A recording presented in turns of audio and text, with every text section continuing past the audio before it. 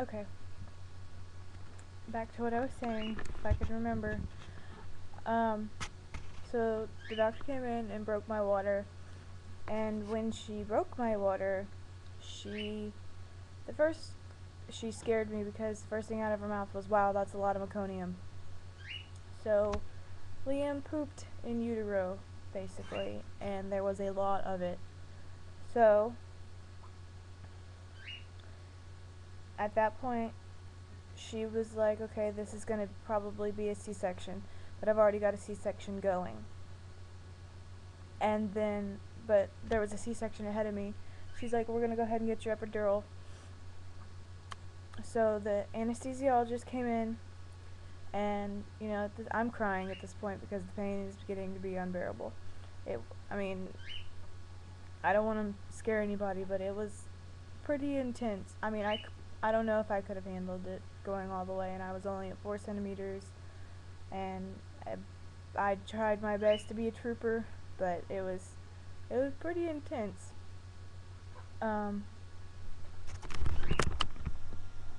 Sorry, he's sleeping. I'm trying to watch him. So the anesthesiologist came in, gave me my epidural. If you're afraid of the epidural, don't be afraid of the epidural. Honestly, I didn't even feel her stick me. I don't know if it was just because of everything that was going on that I didn't feel it or what, but I did not feel the needle go in at all. It was not bad at all. Next time I might not be saying the same thing, but to me the epidural wasn't bad. I had a really good anesthesiologist. So she gave me the epidural, and the second that they got done giving me the epidural, the baby's heart dipped very low. And the next thing I know, I'm being put in front of the girl that was about to have her C-section done, and I'm being whisked away to have an emergency C-section. Everything went so quick, so fast. I didn't even know what was going on. All I know is my doctor was like, "No, we're going now. You need to go now. We're having the C-section now." So my husband is being yelled at by nurses to go get dressed and go get ready. I'm being run to the operating room, being at the same time the anesthesiologist is pumping me full of more drugs, and because I told her, I was like, I can still feel my feet. I can still feel my feet. I can't move them, but I can still feel them. I can wiggle my toes. And she, because I was freaking out. I was like, OMG, what are we doing? Because everything went by so quick, and they were doing so much, and I was just in shock as to what was going on. So they're prepping me and putting up all this stuff and doing all these things to me, and the next thing I know, I hear my doctor ask me, "Can you feel this?" And she's poking me with, I guess, the scalpel. And I was like, "Yeah, I can feel that." So they gave me more stuff, and then I guess they already had me cut open and were digging around in there, because Riley barely made it in time. I mean, he ran in there in his little scrubs and hat and all that stuff. He ran in there and like slid into the stool and sat down next to me, and like 5 seconds later Riley said they pulled him out. Riley, I was kind of upset because he didn't get to cut the cord because it was an emergency C-section, and they wanted to get him out so quick that they just yanked him out. She cut it and they whisked him away. And so Riley barely made it into the room in time to see Liam be born. And at that point I started fading in and out, like I was, I guess, passing out from all the medicine that they were giving me. And I remember waking up to her bringing the baby over to me, and I remember kissing the baby and saying hello, and then they took him away. And Riley gave me a kiss, I think, and he left with the baby to go to the nursery.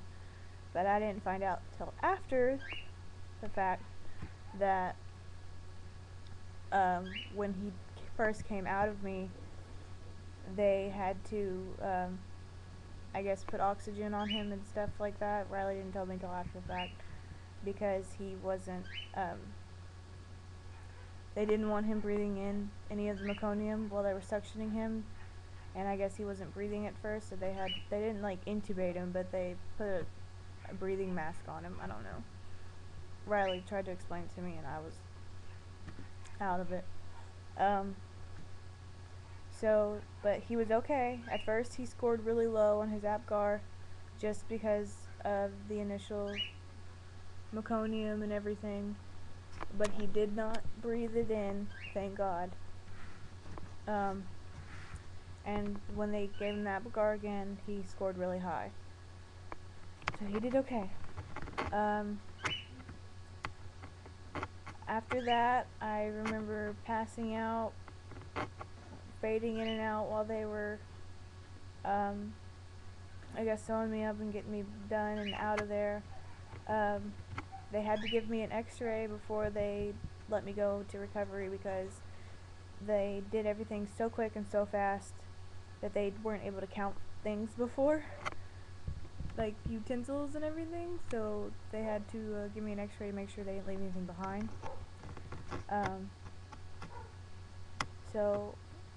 And then after that, they took me to recovery, and they brought the baby to me for a little while, which I don't remember, and it makes me sad because I don't really remember the first day at all, hardly. After him initially coming out and her bringing him to me and me giving him a kiss and, you know,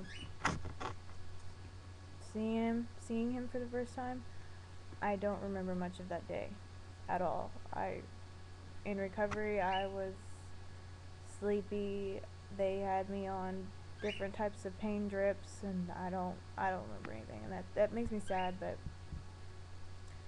it was necessary, I guess, for them to get him out, and it was important that they got him out when he did, because otherwise things might have gone really bad.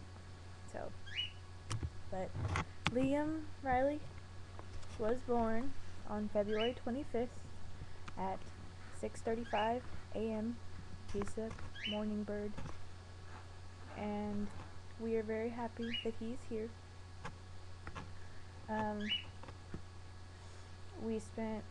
I spent only 2 days in the hospital after he was born, which I opted to leave early, and I'm about to make a video, the third, and probably fourth part of the video, to explain why that was a bad idea.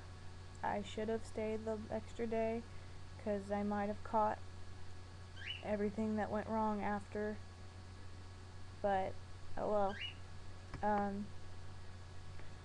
So I'm gonna go ahead and stop this and make part 3, but that's the initial labor and delivery.